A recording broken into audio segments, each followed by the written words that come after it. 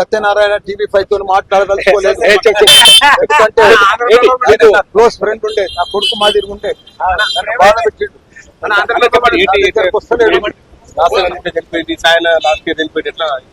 చాలా బాధాకరణం, చాలా పెద్ద విషాదం.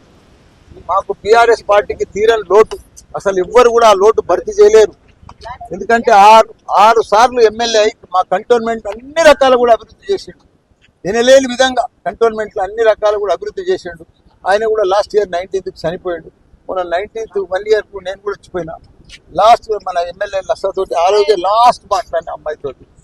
ఎప్పుడైనా నవ్వుకుంటా అంకల్ అంకల్ అని మాట్లాడుతుండే, మంచిగా నవ్వుకుంటూ మాట్లాడుతుండే. చాలా బాధాకరణం. ఆ విషాదం మాకు భరించలేకపోతున్నాం. ఎందుకంటే మా కూతుర్లు కోల్పోయినట్టుగా మాకు అనిపిస్తుంది. మీకు ఎట్లా ఉంటుండే అనుబంధం?